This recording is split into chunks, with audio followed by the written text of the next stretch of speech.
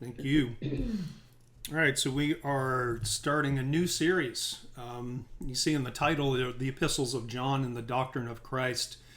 I started out just thinking we'll go through the three letters from John, and then in studying and doing preparation for this introduction, it became quite apparent that we can't really do that apart from constantly referring back to some of the things that John wrote in his gospel. And so today I just want to lay a foundation. I'm not quite sure how long we'll go today, but I don't have too many things to talk about. But as most of you know, that we'll be out of town. We'll be in Florida for the funeral next week, so we won't have fellowship next week. So we'll do our introduction today. I'm going to give you guys a little bit of homework, and then we'll meet in 2 weeks, and we'll get back on it again. But before we just kind of jump in and start reading, I think there's a couple of things to go over that will give us a much broader context to read through the letters and see how they link with and connect to the Gospel of John, see what kind of knits them all together. So I want to start with a couple of things. And the first one is scholarly contention. When it comes to the three letters of John, you're talking about 1st, 2nd, and 3rd John, there is scholarly contention over two separate issues. And one is who wrote the letters and when they were actually written. Or in what sequence or in what order. And, obviously, well, I shouldn't say obviously, but I think you guys have been around enough to know that there are many things that are related to the Bible that scholars have different opinions about. And I guess that's okay. I wish it wasn't. I wish that there was one teaching that we all agreed on, and many fundamentals we certainly do. But let's take a look at some of these contentious issues, starting with authorship and dating.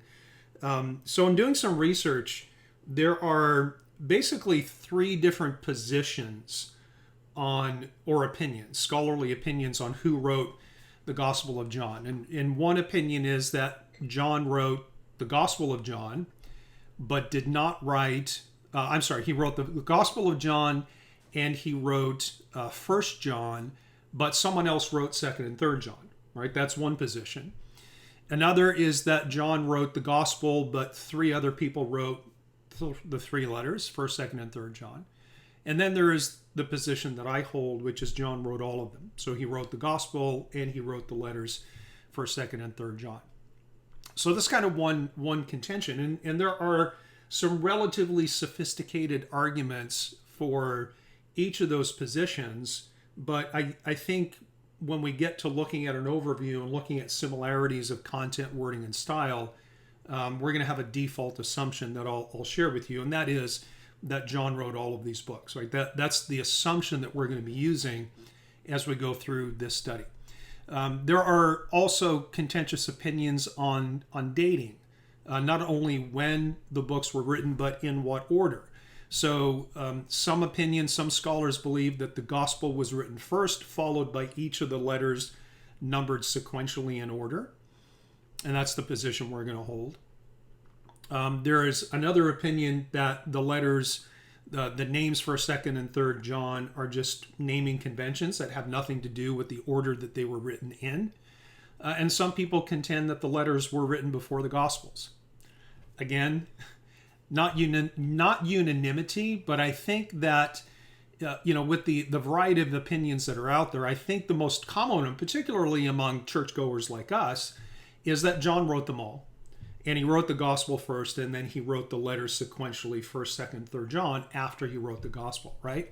So for the purpose of our study, however many weeks it takes us to get through this, we're going to assume two things. We're going to assume that John was the singular author of all four books, the Gospel of John plus the three letters, and that the letters were written after the Gospel and the letters were written in order as they are numbered, right? And we're going to assume that for a couple of different reasons.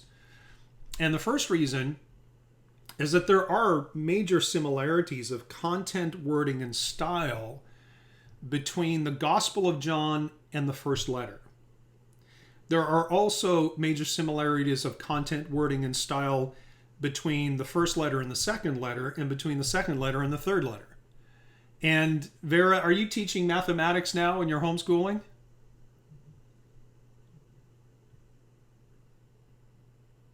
Are you teaching math in homeschool right now? She's on mute. Yeah, I'll unmute her if I can. No. Oh, you're not. Okay, I was gonna ask you. No, I don't have to teach you mathematics. Okay, all right. I was gonna ask if anybody remembered what the transitive property of equality is in mathematics. Kyle, you should remember that. You're the closest to having learned it. Oh yeah, I totally remember that. Well, the transitive property of equality in math basically says that if A equals B and B equals C, then A equals C. Very simple, right? Yeah. And that's kind of the way that I think we need to look at these letters, that the content, style, and the wording and the consistency between the Gospel of John and the first letter and the second letter and the third letter all kind of implies that everything was written by the same guy. Now, can we guarantee it? No. And one of the problems, one of the difficulties, and this is kind of one of the hinge arguments that some of the scholars who believe that John did not write all of these, in the three letters, the writer never identifies himself as, hey, I'm John and I'm writing this. So he doesn't even address who he is in the first letter. And in the second and third letters, he calls himself something like the elder. Depends on the translation. And so they use that to go, well, that wasn't John because John would have said he was John. Maybe not. Maybe not. I don't buy that. So anyways, so that's the first reason why we're going to make the assumption that John is the author of all of them. The second one is that the fact that John was the author of all of these books was attested by the early church fathers, particularly the ante-Nicene fathers, the ones who wrote in the same century as Christ and John, as well as the century afterwards. So the first and second century Christian writers. So a man named Irenaeus, you've heard us talk about him before and quote him. He lived in the second century. He was active probably around 125 AD, somewhere around there. But Irenaeus was the disciple of a man named Polycarp, and Polycarp was a disciple of John the Apostle. And he noted that John wrote both the Gospel of John and the letter of 1 John, and that was echoed and repeated a couple of centuries later by Jerome, as well as Eusebius, the Jewish historian. And the idea that there was another guy named John the Elder who was different than John the Apostle, that idea that there was a second John who wrote the second and third letters doesn't even appear in church history and church writing records until about much later in the 4th century. So I think we can be fairly confident that John was the singular author of the gospel as well as the 3 different letters. But also, given similarities and historical references, again, I think the default position would be that the burden of proof to say that it wasn't John who wrote all of these, that burden of proof is probably on anyone who disagrees or who holds a position that there were multiple authors. I think you'd have to have some pretty compelling reasons to say that. Another reason to assume that John was the author from all of them, or all of them, has to do with the consistent themes that are found in the Gospel of John. In the Gospel of John, if you're not aware of this, the Gospel of John stands apart from the other 3 Gospels, which are commonly called the Synoptic Gospels. So Matthew, Mark, and Luke are called Synoptic Gospels. And then John is a little bit different. It appears to have been written much later than the first 3 Gospels. And these Synoptic Gospels, written by the other apostles plus Luke, they focus on kind of like the bigger story of Christ in the sense that you see stories of his birth, you see stories of his early life, you see recounting of many miracles that he performed, major events that he attended, obviously a lot of the sayings, I shouldn't say all, but a lot of the sayings of Christ. Whereas John seems to have a very particular focus, and that is focused on the identity of Christ. And there's much that appears in the other 3 Gospels that we don't see in the book of John, and there's much in the book of John that doesn't show up in the other Gospels. For example, John has only 8 miracles recorded, and the others have like 15, 18, 30. I can't remember the precise numbers, but there's quite a few more miracles of Christ recorded in the first 3 Gospels. But of the 8 miracles that are recorded in the Gospel of John, 6 of those don't show up in the other Gospels. Right? So John, as one of the Gospels, is kind of unique and really does stand apart. Also, not quite half, somewhere between 30 and 40% of the Gospel of John focuses on the events during the last week of the life of Christ, whereas the others kind of start from the very beginning, like two of them even tracing the lineage of Christ all the way back either to Abraham or back to Adam. And in addition to that, and we'll come back to this in a little bit towards the end, John recorded Christ's use of 9 separate I am metaphors that he used to describe himself.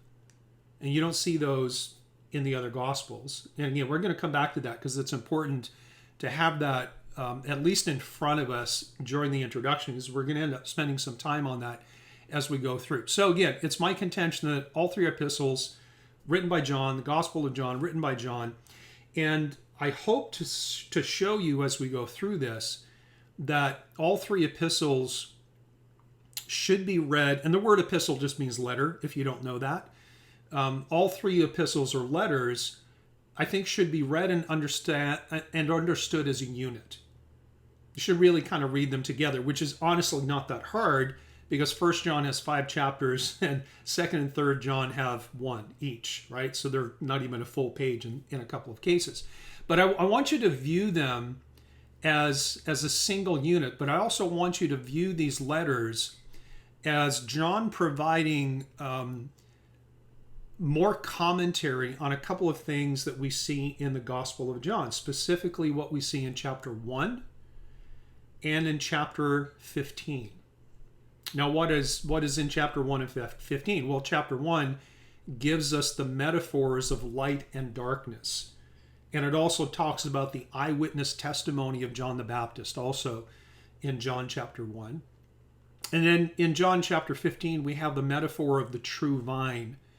And Jesus talking about how he is the vine and his faithful followers abide in him, right? So those themes are the predominant focal point of the 3 letters. The major theme of the epistles, just to kind of break it down into a simple statement, it's all about false teachers breaking apostolic tradition. False teachers breaking apostolic tradition. And the majority, let's call it the bone of contention, appears to do with the doctrine of Christ, which is why the study is called the Epistles of John and the Doctrine of Christ. Again, we'll come back to that in a little bit. From going from 1 John to 2 John to 3 John, the audience narrows from, in 1 John, the audience is the children of God, which is pretty broad. The second letter is written to a single assembly, at least it appears to be written to a single assembly. And then the third letter is written to a single person named Gaius. And what I wanted to do, and again, this is just all by the way of introduction, I want to show you just a very quick outline of the different chapters in 1 John and then the singular chapters of 2nd and 3rd John. And you'll see as we go through this very simple outline that these are connected thematically, right?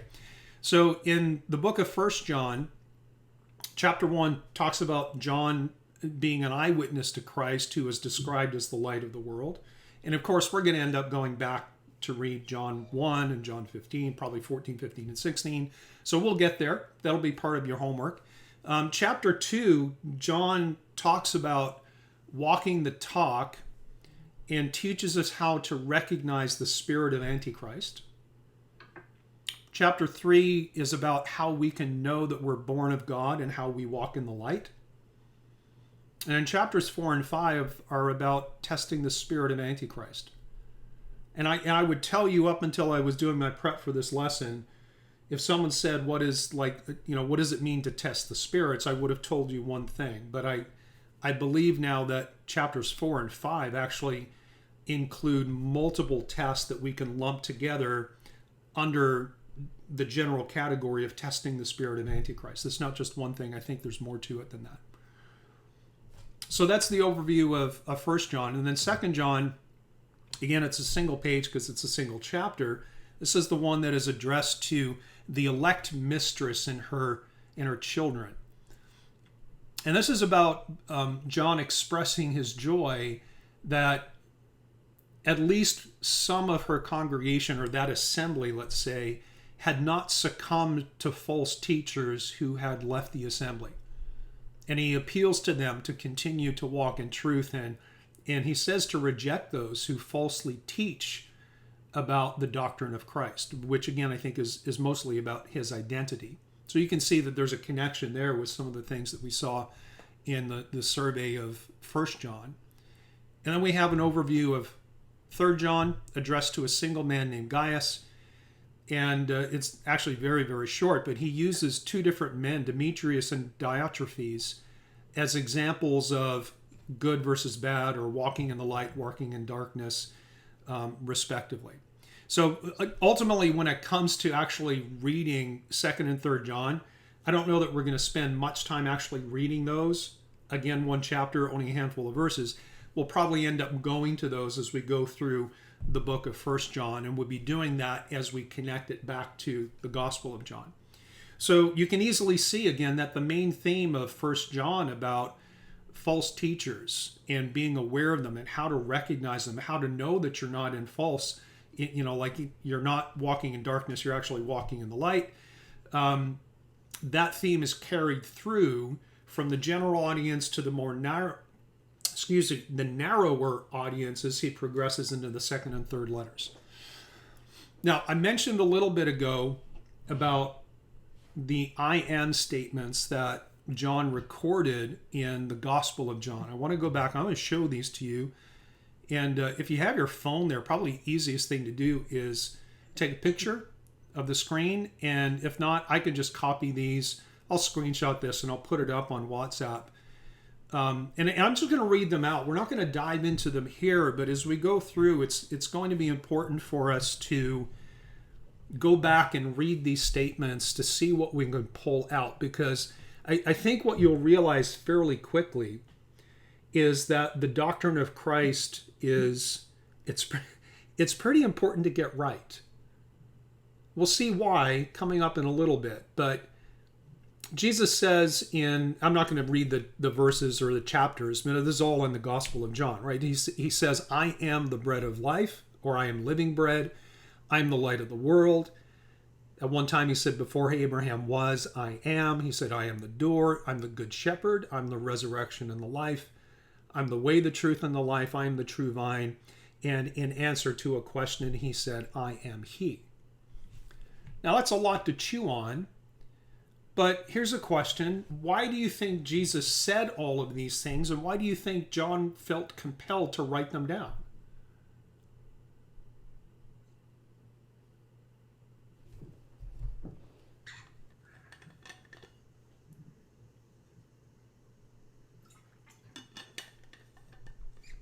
I know someone's got an answer. Like Joe. All of those tell us more about who Jesus is. And the I am was a name recognized by the Hebrews, by the Jews, as God. Yeah. Yeah, so these are all metaphors, right? They're not parables because they're not stories with a moral lesson, but they're metaphors. This is how Jesus chose to communicate to his potential disciples and his disciples who he is. This is what he said about himself. And I think for that reason alone, and I think there's probably others, but even if that wasn't the only reason, it's something that we should understand. Right? This is, and I would suggest that this is the essence of the doctrine of Christ. And that, as I said before, was the bone of contention between John and the false teachers who left the assembly. Their contentions were, in some cases, the opposite of things that Christ himself taught us about him, or things that the apostles as eyewitnesses taught as they were later instructed. Now, luckily for us, there's not only 9. Because Jesus gave 7 more I am statements that are not the same as these. Does anybody know which book they're in? Because they're all in one book. Also written by John. Revelation. Yeah, exactly. So if we look at the I am statements in Revelation, we have, I am the Alpha and the Omega, I'm the beginning and the end, I'm the first and the last, I am he who lives and was dead, I am he who searches the minds and hearts, I am the root and offspring of David, I am the bright and the morning star. That's an awful lot of I am statements. We're looking at 16 distinct statements about Christ from Christ himself. And I think it will be a fruitful exercise to examine all of these things and do that in the context of what John is teaching us, particularly in the first epistle, right, about the false teachers going out from them. Take your Bible and go to 2 John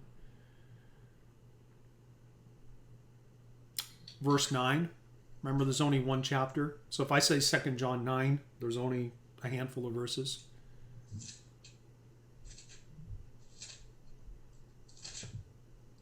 I have a feeling this is going to be a very short lesson today. I hope you guys don't mind. I'm going to start in verse 7. John says, and remember in the second epistle, he is writing to what appears to be a local assembly, which he is affiliated with. He says, for many deceivers have gone out into the world and who do not confess Jesus Christ is coming in the flesh. This is a deceiver and an antichrist. Look to yourselves that we do not lose those things we worked for, but that we may receive a full reward. And this is the key verse. Whoever transgresses and does not abide in the doctrine of Christ does not have God. He who abides in the doctrine of Christ has both the Father and the Son. If anyone comes to you and does not bring this doctrine, do not receive him into your house, nor greet him. For he who greets him shares in his evil deeds. So before we close, like I said, very short introduction here. But to be honest, I didn't want to go another week without seeing everybody. That's a little bit selfish, but there it is. I have a question about this phrase, doctrine of Christ. This is the only place in the Bible where it shows up. And the word doctrine just simply means teaching. So does this refer to teaching from Christ, meaning the things that he taught his disciples? Or is this teaching about Christ? The doctrine of Christ.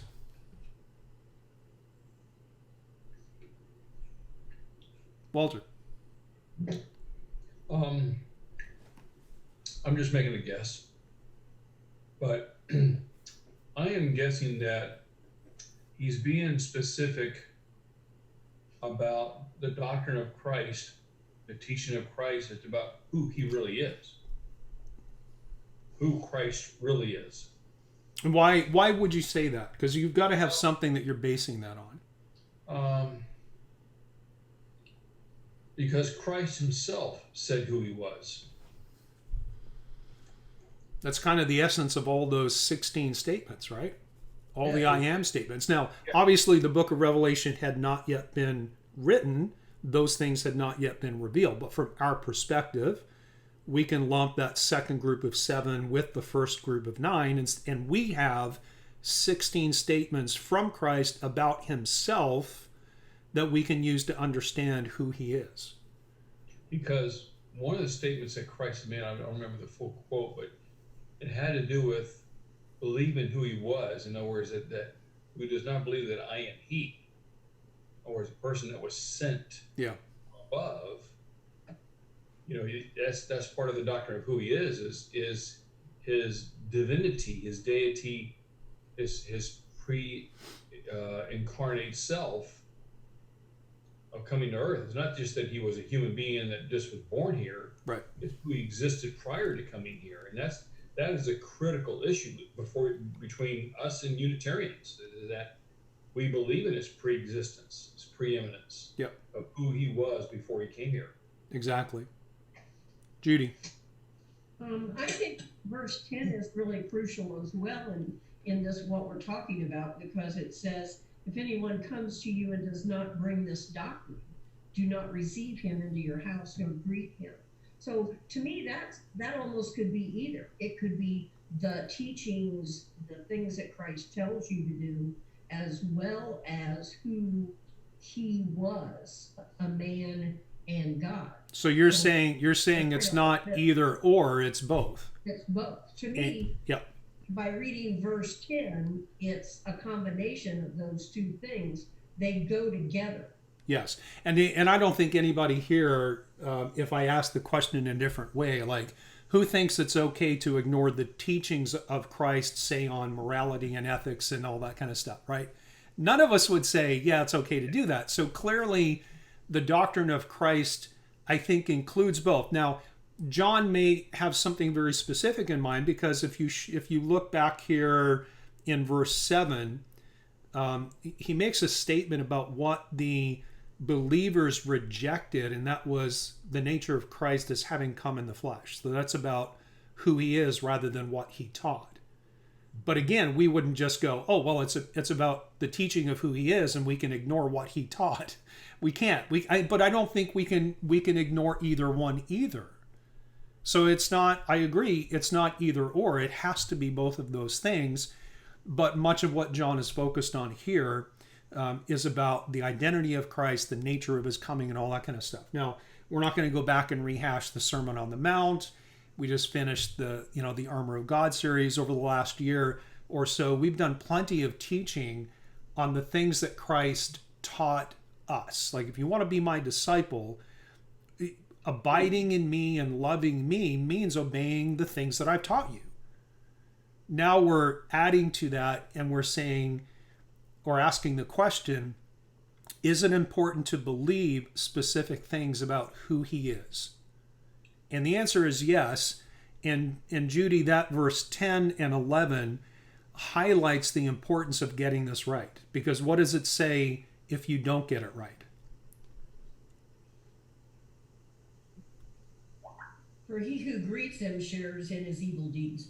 Yeah, if you don't get it right, you're in trouble, particularly if you're a teacher. Now, I would go so far to say is that statement probably doesn't apply to the same extent to the average churchgoer who's not responsible for teaching and leading other people. I think God has tremendous grace and patience for the average Christian who doesn't understand something either just simply out of ignorance, I've just never been taught that before, or they've been taught the wrong thing and they just aren't wise enough or haven't gained the wisdom to question what they're being taught and by whom. There's a lot of really good, loving people who believe wrong things because that's the denomination they're in.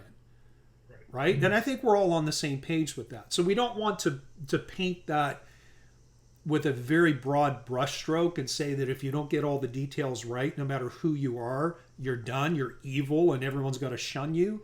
I don't think that's what John is saying, because as we will see when we get into the actual study proper, is that John is talking about people who have left the assembly and now are deceiving other people, and they're teaching other people wrong things. Right? He doesn't really speak to motive, but one of the interesting things is the general consensus is that John wrote this towards the end of the first century. Or Revelation was the last book he wrote. So let's say somewhere between the death of Paul and Peter and the destruction of the temple in AD 70 and the writing of Revelation in the 90s, somewhere in there, John wrote the gospel and the three letters. Right? So he not only had the personal teaching of Christ during his earthly ministry as a disciple and apostle himself, and was party to listening to all the things that Christ taught, he also probably would have read the things written by Paul and by Peter that warned, as Christ did, about wolves in sheep's clothing. About after, Paul said, after I'm gone, men are going to rise up from within the church and try to lead people astray. And this was a theme that was not unique to John and First John. Christ talked about it, Paul talked about it, Peter talked about it. And it's very clear by the progression of his three letters, where he goes general to an assembly to an individual person, that everything that Christ and Paul and Peter had warned against was happening already. And we also know from many of the other studies that we've done where we talked about some of the influences of Greek philosophy, pagan philosophy and religion on early Christianity, that there were, these Gnostic groups, which was Gnosticism was a blending of pagan ideals, typically Greek philosophically based, and Christian concepts and principles.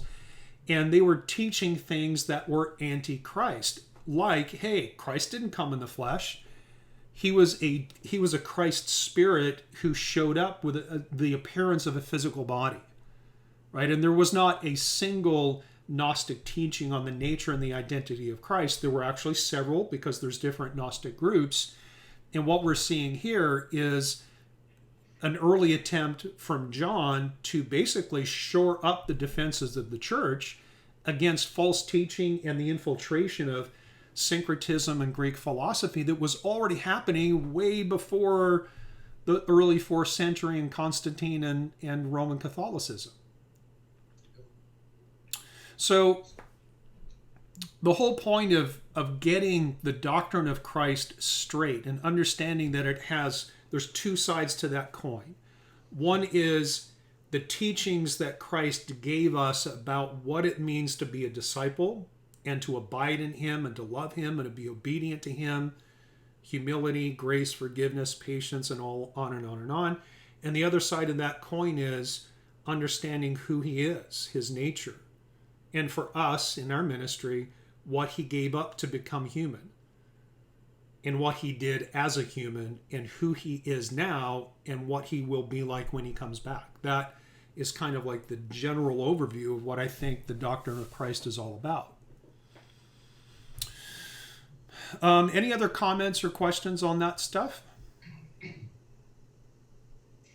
Well, when you look at the churches out there, and you have to figure out, say you have a relative that belongs to these churches, and they come and visit you all the time, and their doctrines, don't agree with what we believe.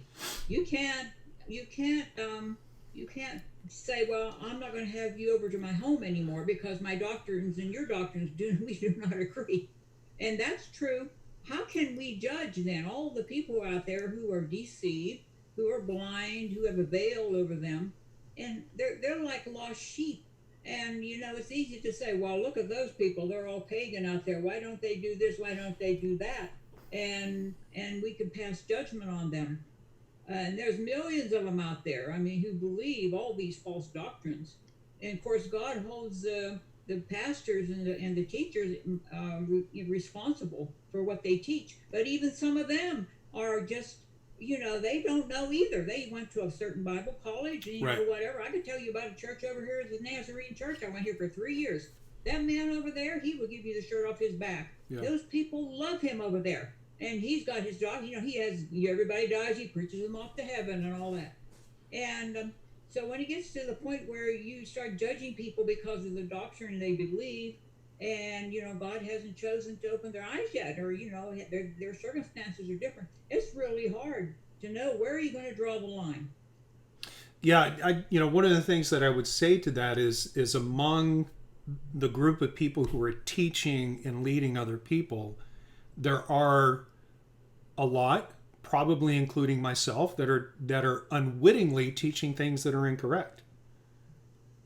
And what the Bible says about that or that group of people is that when we get to the kingdom, we'll be beaten with a few stripes. All right, there's going to be a cost to anyone who leads other people in the Christian community for teaching things falsely. The distinction, I believe, Mary, is intent and willful deception and lying. I think that's and John talks about that quite a bit. That'll come out as we start going through the letters. But I think that's the point of distinction. But you bring up a good point about what do you do with family and friends who don't believe what you believe? Well, I think my default position is they're not your teacher. They're your family and your friends. They're in your sphere of influence. And who knows, by keeping some kind of a connection, who knows when, God, to borrow a phrase, I think, from the book, the Prayer of Jabez, if you guys have read that back in the day when that was popular, who knows when God will set up some kind of a divine appointment and you will have an opportunity to share something, and they will get a different perspective and insight. So I don't think those are the people that we need to shun, as it is suggested here in verses 10 and 11. This specific context are people who absolutely reject certain doctrines of Christ that Christ clearly stated himself, and then intentionally are deceiving and leading people astray.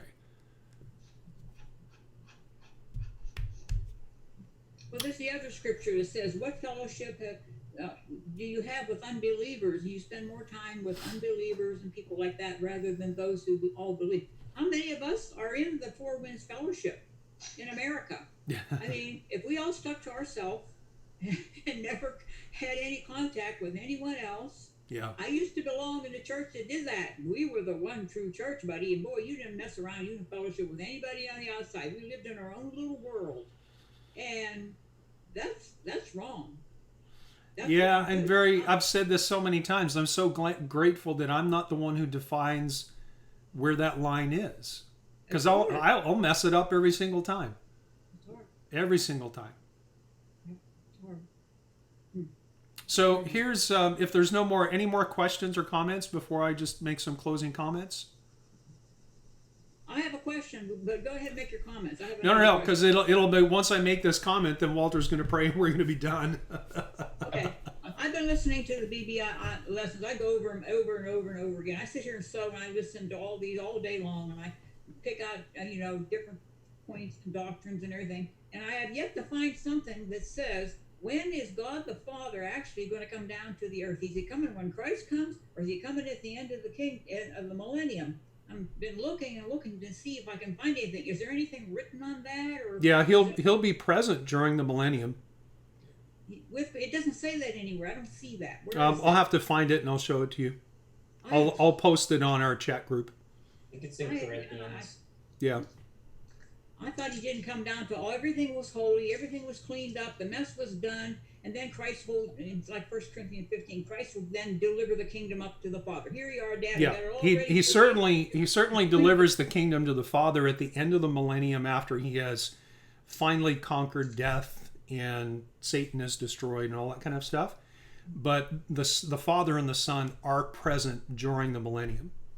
So we'll see the Father when we're resurrected and the millennium begins. We will see our Father then, right?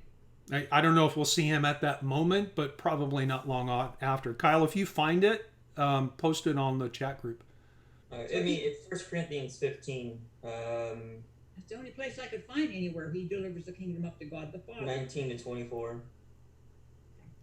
So the Father is going to have present himself as a physical being so we can see him. Yeah, and it's still going to be a limited manifestation, right? Because the entirety of the Father is greater than the entire cosmos and creation.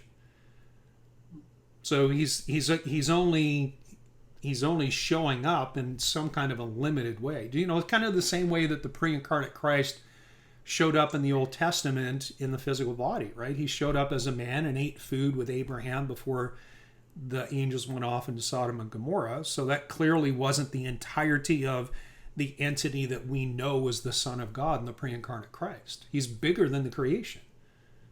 Well, Jesus said, if you see me, you see the Father. So I'm thinking, do they look alike? Yeah. They both look Jewish. I keep telling him, I said, I want to see you. I don't want to wait 1,000 years. And I keep saying, I want to see you. All right, so here's your homework. Since we're not meeting next week, here's what I would like you to do at least. Read John chapter 1 and John 14, 15, and probably the first half of 16. Like maybe up to verse 15 or so, because there's a flow of thought across 14, 15, and the first half of 16. Of course, you can read through all of the letters of John. That will not take all that long. And all of this is with the intent of making sure that we understand the doctrine of Christ. And to be honest, I haven't mapped out where this study is going to go. So I can't tell you it's going to be 5 lessons or 50. But if we take time, which I think we will, because I think it's good. I know it's going to be beneficial for me. And the way I tend to teach is I just share with you what I'm studying myself. we will probably end up going through all of the I am statements. And then talking about some of the contentions between the Gnostic groups and what they taught about Christ versus what Christ taught about himself. So that's probably where we'll end up. So who knows? We'll be finished sometime before the end of the year, I hope. That's great. All right, Walter, you want to pray for us? Sure. Lord,